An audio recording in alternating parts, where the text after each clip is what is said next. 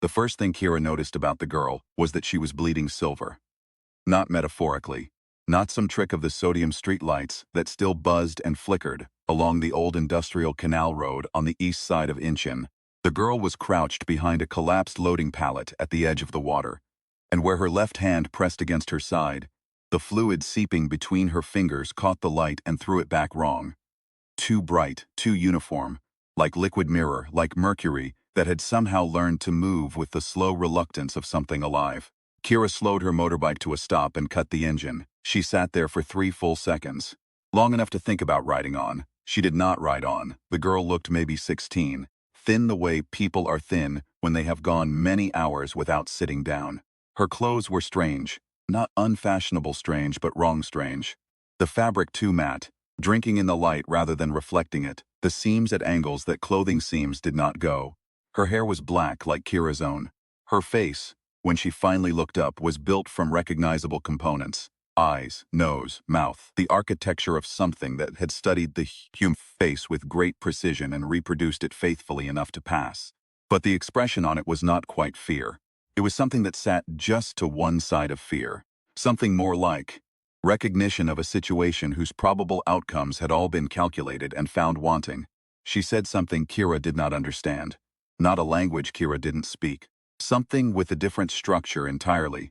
Syllables that seemed to arrive slightly behind the mouth movements that produced them. Kira got off the bike. "Hey," she said in Korean, which the girl did not understand. Then in the English she'd learned during 3 years working the cargo docks, where half the crew was Filipino, and the other half pretended not to need subtitles. "You're hurt." The girl looked at her own hand. The silver fluid had slowed. As Kira watched, the split in the girl's skin was closing. Not healing in the slow pink way of human flesh, but sealing, like a zip being drawn shut by invisible fingers. The girl pressed her lips together, pulled her hand away from her side, showed Kira the closing wound as if this were an explanation.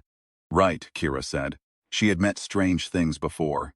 She had grown up 3 buildings down from a man who claimed the tide table was a government document. She had once spent an entire night shift unloading crates that, according to the manifest, contained refrigeration components but which rang hollow, in a way that refrigeration components did not, and which she had, for reasons she never examined too closely, not reported. She had held her mother's hand in a hospital room while her mother described, with great clarity and specific detail, a visitor who had sat in the chair beside the bed for 7 hours.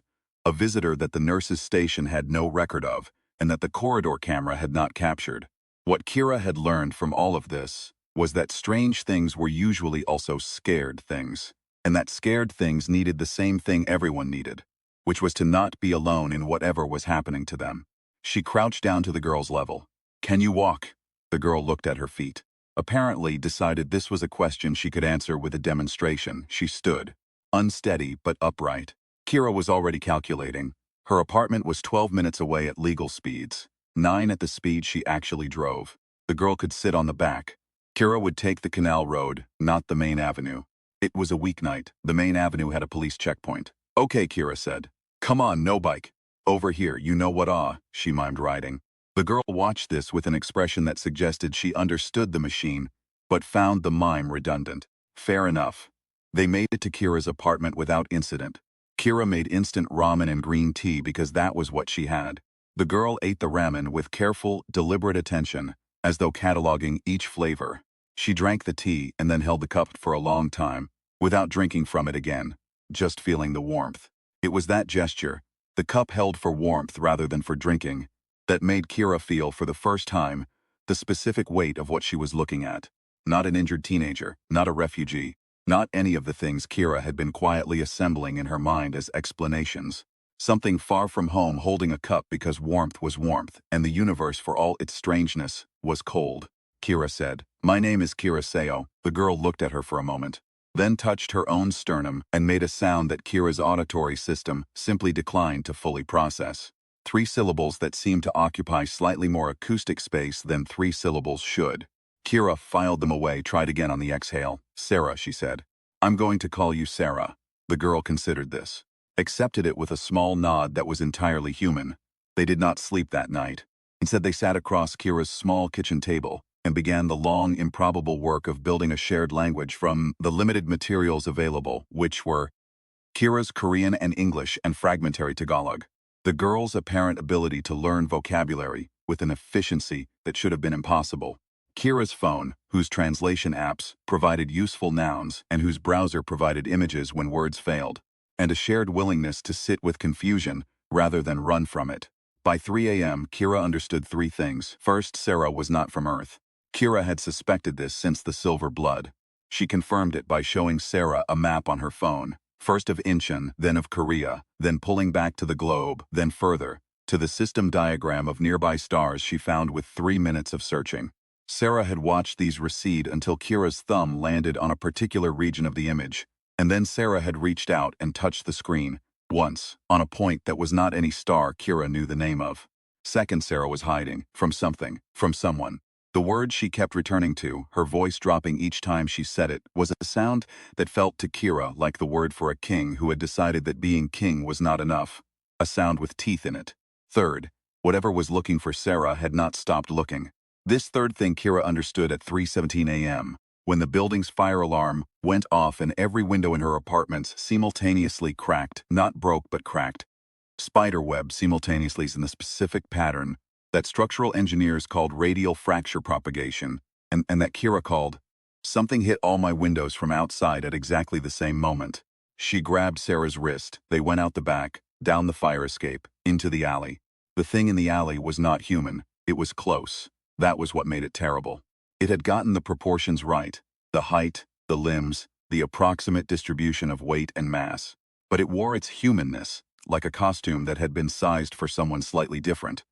And it moved through the alley the way a mantis moves through grass, with a patience that was not stillness but the opposite of stillness. A patience that was continuous readiness. Every muscle at permanent half-draw, everything oriented toward the detection and pursuit of prey.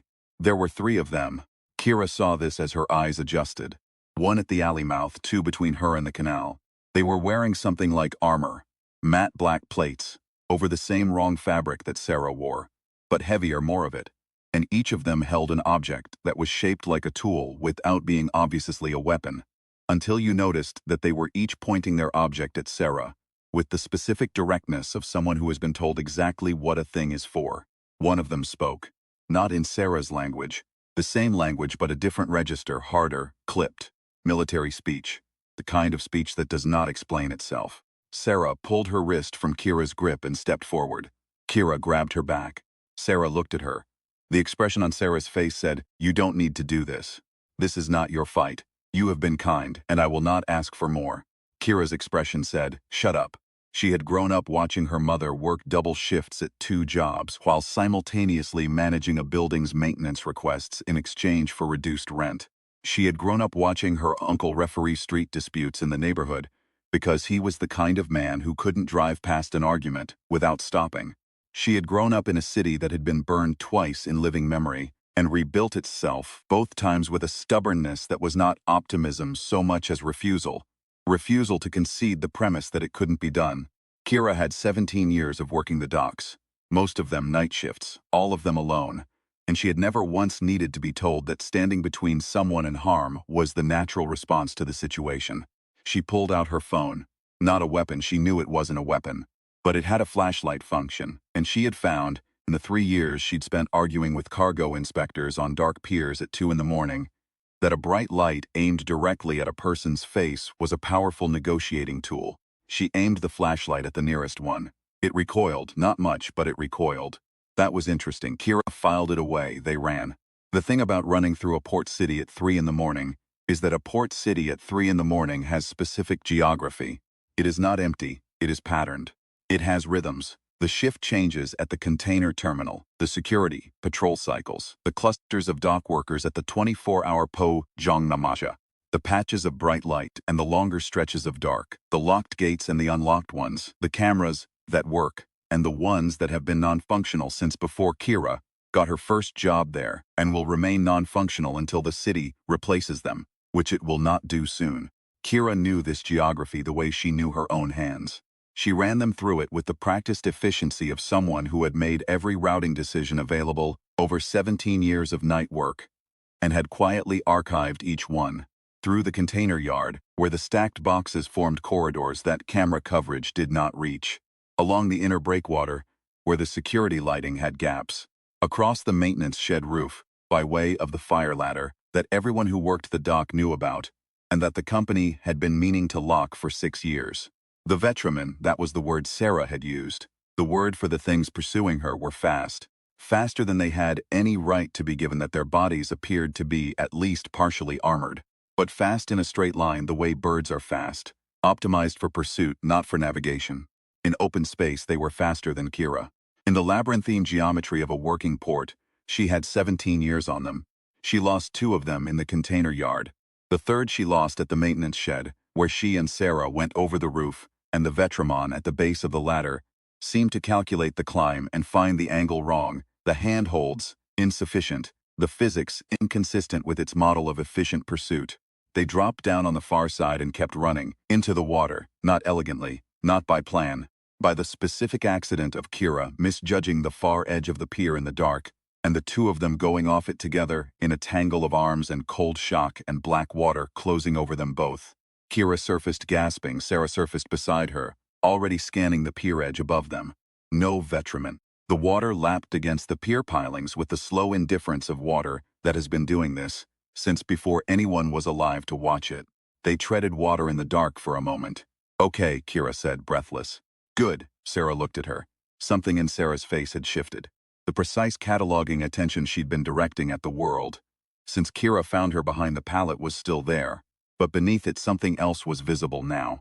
Not gratitude exactly, because gratitude implies the thing was unexpected, and Sarah's expression did not suggest she'd expected nothing.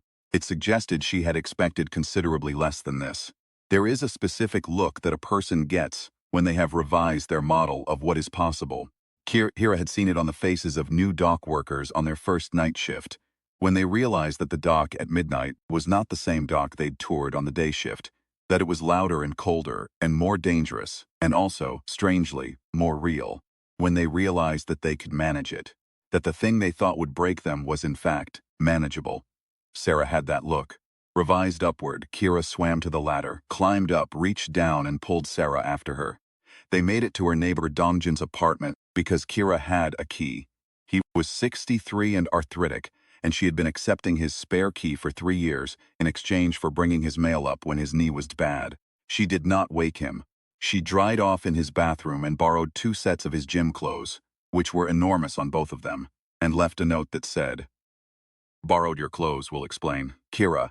And she did not mention anything about the rest of it, because Dongjin's heart had already had 1 argument with his cardiologist this year, and she did not want to give it another. In Dongjin's kitchen she made more tea. Same ritual as her own kitchen. Kettle, water, cups, the moment of waiting. Sarah watched her. "You're royalty," Kira said. She had figured this out sometime during the run, not from anything Sarah had said, but from the way the vetramen had spoken to her. The specific register of their command language. The fact that they wanted to take her rather than simply stop her. "You ran because someone is trying to use you. For something." Sarah looked at the cup in her hands. She had picked it up for the warmth again. She confirmed what Kira had said with a slow blink. "And they found you here," Kira said. "Which means they'll keep looking." Another blink. "So we need to change the game," Kira said. "We need to not be findable." The problem with not being findable, Kira understood by dawn, was that the vetramen were not only fast and durable, but methodical. By 6 a.m., she had heard, through her own window left slightly open, 2 separate bursts of the sound that the vetramen's tools made when they discharged. A sound she had no reference for before last night and would never forget having heard. A sound like a tuning fork struck against the inside of reality, each burst coming from a direction that triangulated, on the mental map Kira was constructing, to something that was conducting a systematic grid search of the district. They were not guessing. They were working. Kira thought about this while Sarah slept on Dongjin's couch, finally exhausted into rest. She thought about the ways she'd lost the vetramen the night before and what they implied. They were fast in pursuit, but recalculated slowly when the environment stopped cooperating with their model. They found the port's geometry difficult. Not because they couldn't move through it, but because they'd clearly derived their search strategy for an environment that was more open, more predictable, more legible. They were, she realized, city knave. Their strategy had been designed for somewhere else. Kira knew every industrial supplier in the Incheon Port District. She knew which ones kept which materials on site, which ones had loading bays that could be accessed from the canal side without triggering the main gate sensors, which ones had sympathetic managers who would not ask too many questions about a two-woman crew showing up before business hours to borrow equipment. She started making calls by 8 a.m. She had 4 canisters of industrial fog concentrate from the chemical storage supply, borrowed against the goodwill of a foreman who owed her a favor from an incident with a customs manifest 2 years prior. 3 handheld UV floodlights from the inspection equipment shed, signed out under a maintenance authorization she was technically not empowered to issue, but which no one would check before Monday. A set of handheld radios from the dock security office, borrowed by the expedient of explaining to the overnight guard, Minjun, who was 22 and trusted her completely, that she was doing a systems test, and from the hardware section of the port's maintenance depot, borrowed with nothing but her own key and the 17 years of accumulated goodwill that came with it. Wire, fasteners, a battery array, 3 motion sensors, and the specific components that had suggested themselves to her at around 4 a.m., when she'd remembered what she'd noticed about the flashlight. The veteran recoiled from light. Not all light, specific wavelengths. She'd had 17 years of watching cargo inspectors with their various scanning tools, and she had a working hypothesis about which wavelengths and the UV floods would tell her if she was right. Sarah woke up at 9 a.m. and watched Kira working. Kira was building something on Dongjin's kitchen table, not a weapon. She kept reminding herself, not a weapon, because she was not the kind of person who built weapons, but a thing that was adjacent to a weapon in the way that a fire extinguisher is adjacent to a weapon, in the way that any tool becomes a weapon if the situation demands it. Sarah picked up one of the components, turned it in her hands, said something in her language, and then translated it into the word she'd learned the night before for, "I understand what this is supposed to do," and then a second word, one Kira hadn't taught her, that she'd clearly derived on her own from first principles. The word meant, better. She put the component down, picked up a different one, and began to modify it. Her hands were very fast. Not unnaturally fast, not superhuman, but the precision was extraordinary, the kind of precision that comes from having a specific model of what you're doing and executing against that model without hesitation or wasted motion. Within 20 minutes, she had rebuilt the component in a way that Kira could see, even without fully understanding the physics, was significantly more effective than what she'd designed. They worked side by side in Dongjin's kitchen for 4 hours, Kira providing the materials and the knowledge of the city, and the specific kind of low-resource practical engineering that comes from 17 years of making do. Sarah providing something else. Not superior technology, or not only superior technology, but the knowledge of what they were dealing with, what the veteran were, what they were optimized for, what they were not. She had grown up being studied by them. She had spent her whole life watched by King Avedon's soldiers, because she was the thing that King Avedon most needed to control, and when you live your whole life being watched by something, you learn its patterns. You learn where the eyes don't quite reach, where the model breaks down. She had run to Earth because she had calculated that Earth would be the place where the model broke down most completely.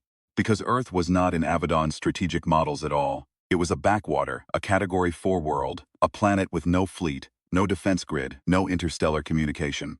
A place the veteran would follow her to, because they had to, but a place they would arrive in, without preparation, without support, working from search doctrines designed for different terrain entirely. She had been right about that part. She had not until last night factored in what it would mean to have a local. This was the thing Kira noticed in the way Sarah worked. The same revised calculation she'd seen in Sarah's face in the water was ongoing. Continuous, she was updating. Every interaction with Kira, every conversation, every hour of watching Kira navigate the city and work the phone and call in 17 years of accumulated goodwill. All of it was going in and changing the model. Kira found this oddly moving. They set the trap at 2 p.m. in the container yard where Kira had lost the first 2 veteran the night before. She chose it because she knew it the way she knew her own hands. And because its geometry, the tall stacked containers, the narrow corridors between them, the specific acoustic properties of a space half metal and half open air, gave her something she needed, which was control over where things could move and what they could see.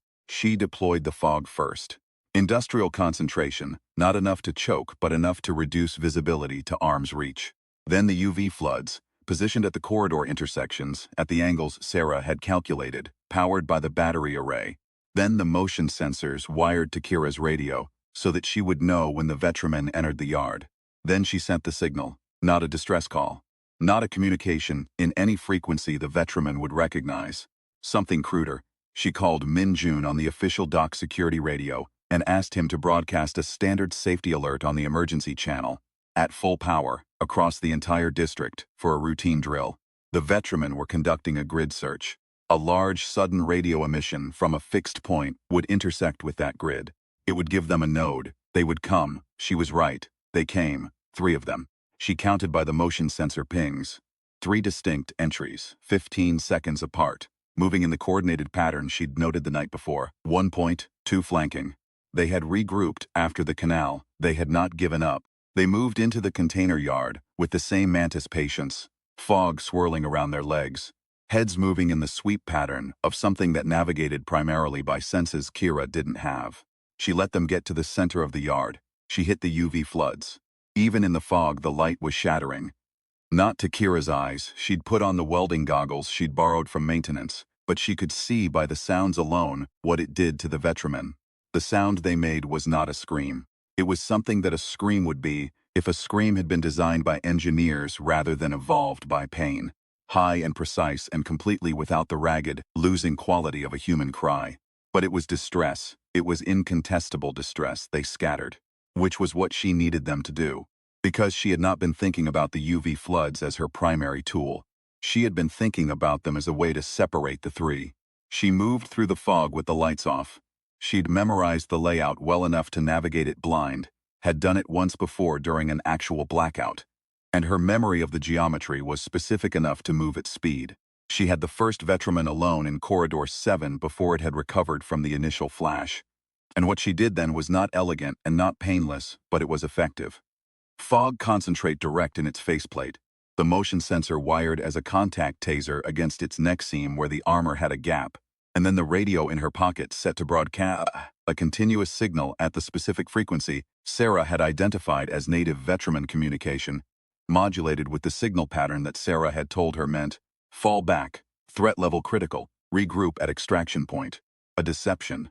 A lie told in a language Kira didn't speak, using equipment she'd built in a borrowed kitchen 4 hours ago. The Vetramen dropped. The other 2 were already responding to the false signal. She heard them changing direction in the fog, the subtle sounds of their movement, the slight distortion of the fog patterns she could feel on her face, even if she couldn't see them, moving toward what they believed was their comrade's emergency call. Sarah was at point 3. She had been against this part, not against fighting.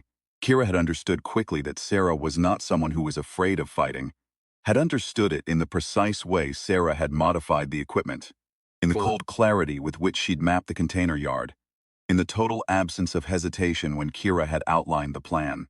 Sarah was afraid of something else, something that Kira couldn't name yet and that Sarah couldn't translate, but that seemed to be something like, she was afraid of what being here cost Kira, afraid of the weight of it. Kira had been impatient with this fear. I'm already in it, she'd said. You didn't drag me in. I picked you up. I made the calls. I built the thing. I'm in it because I chose to be, and I need you to stop treating that like a debt and start treating it like a fact, because I can't have you hesitating when we're in that yard. Sarah had looked at her for a long moment. Then she had nodded, the calculation revised again. The thing she had not expected from an unknown world, logged and accepted. At point 3, Sarah hit the second Vetramen with the modified device from Dongjin's kitchen.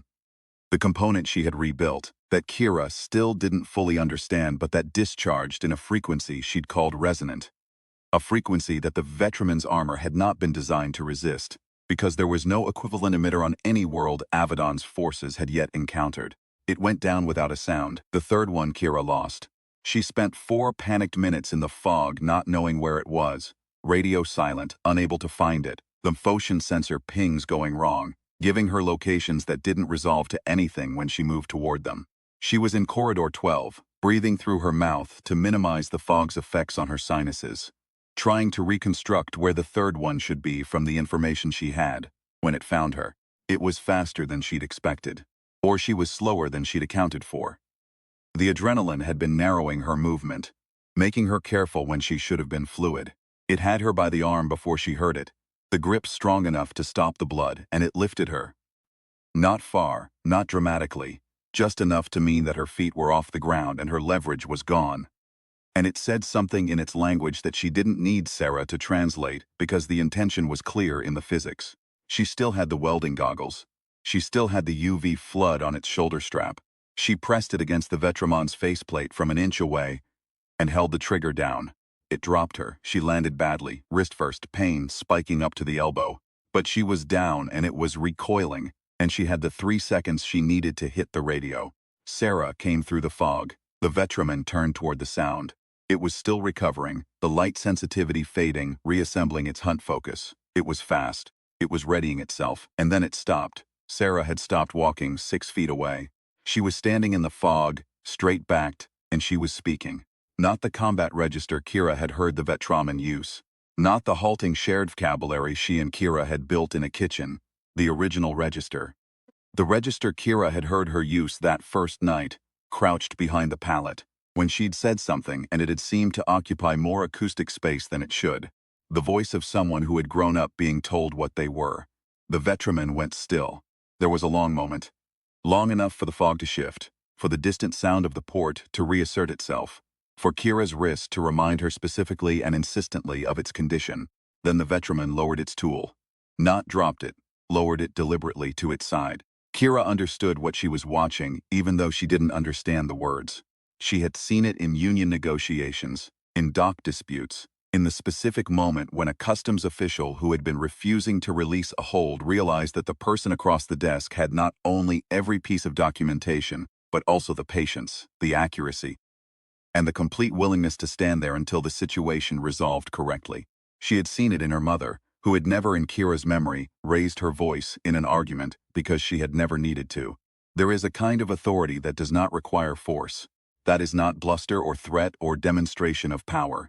That is simply the statement of a fact that the person hearing it has always, at some level, known. And the specific calm that settles over a situation, when that fact is finally said out loud by the person who has the standing to say it. The Vetraman took a step back, then another. Then it turned and walked out of the container yard, and they heard it go, and they did not hear it come back. Kira sat down on the concrete. Her wrist was bad. Not broken, she thought, but demanding immediate and prolonged attention. She held it against her ribs and breathed through her nose, and watched Sarah come to crouch in front of her, in the way that she was learning to read as concern. "I'm fine," Kira said. "What did you say to it?" Sarah looked at the gap in the fog wall where the Vetraman had exited. Then she looked back at Kira and found, with the careful, deliberate process of translation they'd been building for hours, the approximate words. She said, "I told it what it already knew. That I am not the thing they came to take. That I am the thing their king is afraid of. And that this world," she paused, found the word, "this world is under my protection now. And that if Avedon wants it, he will have to come himself. And that I will be waiting." Kira thought about this. "So you just declared Earth a protected territory of..." She gestured vaguely at the space above them. Sarah looked at the sky through the gaps in the containers. The same sky it always was, gray-blue, cloud-scared, carrying the salt smell of the sea and the diesel smell of the port, and the specific composite smell of 10,000 people living close together in a city that had rebuilt itself twice and intended to keep going. "Yes," Sarah said, "I did. Can you do that?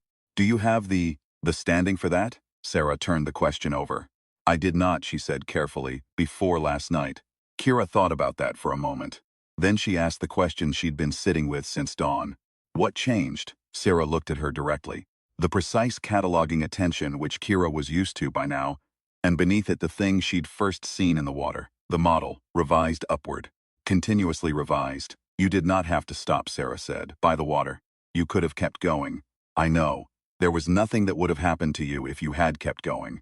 I know. You stopped anyway. I know. I have been studying this world," Sarah said, "for a long time. From far away I chose it because Avedon had not, because it was outside his models, because a world outside his models was the only place where the model could break." She paused. "I did not understand until last night what kind of thing was outside his models. I thought it was the distance, the obscurity, the strategic irrelevance. She shook her head, a human gesture she'd acquired in the last 12 hours. It is not those things, Kira waited. It is this, Sarah said. She gestured, at the container yard, at the city beyond it, at Kira's wrist, at the borrowed gym clothes, at the fog still drifting through the corridor. The stopping, the making of tea, the building of a thing in a borrowed kitchen, the running through a port at night because you know which way the cameras don't face. A pause. The not asking what it costs. It costs, Kira said. I just didn't let it stop me. Yes, Sarah said. That is the thing. The fog was thinning. Somewhere in the port, a ship's horn sounded. The long, low note that meant a container vessel was beginning its departure sequence, which happened on schedule, which would keep happening on schedule, because the port did not stop for anything that did not physically halt its operations, and even then resumed as quickly as possible, because the port was a working port, and working ports worked. Kira got carefully to her feet. Her wrist was going to need ice, a brace, possibly x-rays. She was going to have to explain it to someone. She was already composing explanations. Dock accident, fell off a pallet, tripped on the maintenance shed roof. Yes, she knew she wasn't supposed to be up there. No, she didn't need anyone's commentary on it. Could someone please just get her the first aid kit? How long, she said. Until Avedon decides whether he's coming himself. Sarah thought about this. Not long, she said. Avedon does not tolerate calculation errors. The Vetraman failing to retrieve me will be a significant error. He will want to understand why. She looked at Kira. He will learn about you, me, the one who stopped, the one who built the thing, the one who said, I'm already in it. She found a small expression that was not quite a smile but was in the neighborhood.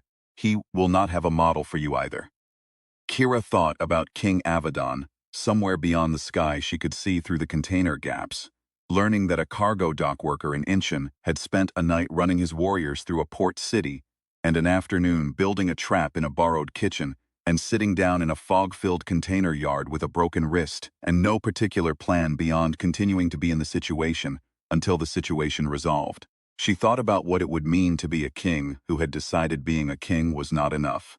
Receiving a report from his best soldiers about a Category 4 world and the specific thing that had happened there. The report's conclusion: the world is under the protection of the princess. The reason she was able to do this: local assistance. Nature of local assistance: a dock worker. Rationale given by local for involvement: she was there. She thought about the specific quality of that information, landing in a strategic model that had no column for it. Good, Kira said. She picked up the radio. She called Minjun. She told him the drill was complete and he could stand down. He said, thanks, that was the most boring 4 hours of his shift. She agreed that it was. She told him she'd bring him coffee on Monday. Then she looked at the sky again. The gray-blue, cloud-scared, composite-smelling sky of Incheon, and she thought about the long work ahead. Not tonight's work, which was done. The other work, the work of the next weeks and months, which she had not planned, and which no one had asked her to take on, and which she was going to take on anyway, because she was already in it. There were things to learn, a language to finish building, a political situation to understand that she currently had about 12 hours of context on, and that clearly had dimensions she hadn't begun to map. An alien princess living somewhere in Incheon. She'd figure out the logistics of that. She'd figured out harder logistics.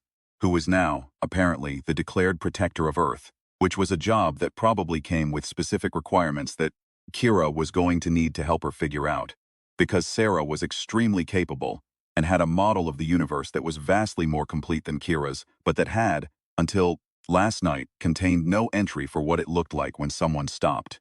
Now it did. Kira walked out of the container yards. Sarah walked beside her. The fog was almost gone. The port was working. The ship was moving. The city was doing what cities do, which is continue, which is persist, which is rebuild when it burns and keep the lights on when the power goes out and make tea.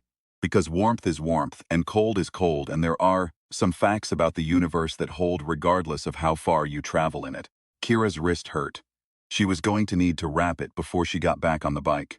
She was going to need to return the UV floods to the inspection shed, and the fog canisters to the foreman, and the radios to Minjun, and have a conversation with Dongjin about his gym clothes that was going to be interesting. She was going to need to call in the rest of the week from the dock and figure out where Sarah was going to sleep tonight. That was not someone else's couch. She was going to need to do a lot of things. She started with the nearest thing, which was finding a piece of cardboard to use as a wrist splint until she could get to a pharmacy.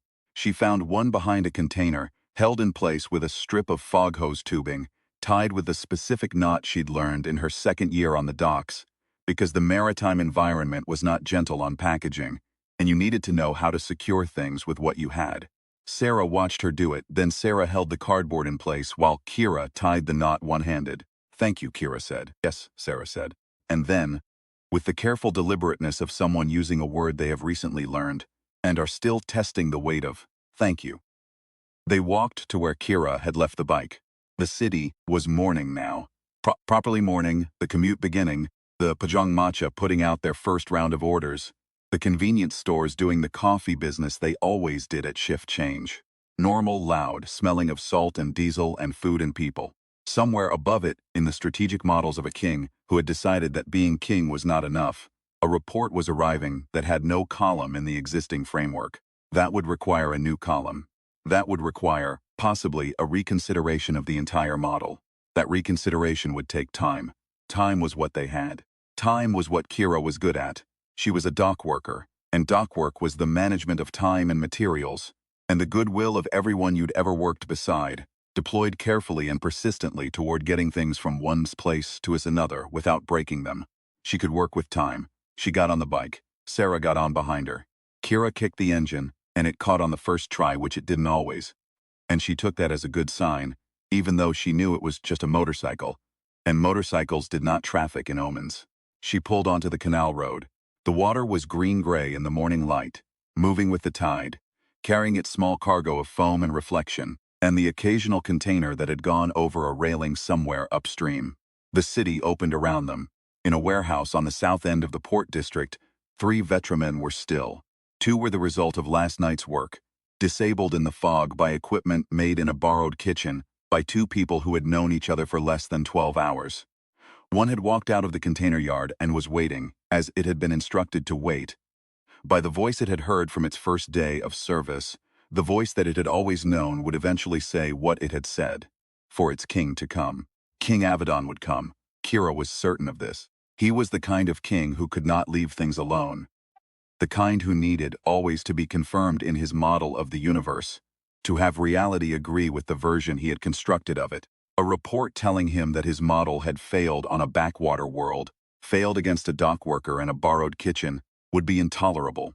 He would come to correct the record, to reassert the model. When he came, the model would fail again. Kira did not know this because she had calculated it. She knew it because she had grown up in a city that had been burned twice and rebuilt twice. And she understood, in the bone-deep way that comes from living inside a fact rather than observing it, that the thing which was outside your model was always the most dangerous thing you could face. And that the outside the model thing this particular king was going to have to face was not a princess with alien technology and a strategic mind, though Sarah was also those things. The thing outside his model was a dock worker who stopped, who made tea, who built something in a borrowed kitchen, and ran through a port at night and sat down in a fog-filled container yard and said, "I'm already in it." Who would keep saying it? The bike moved through the morning city, heading home, carrying 2 people who had a great deal of work ahead of them, and who had between them made a start.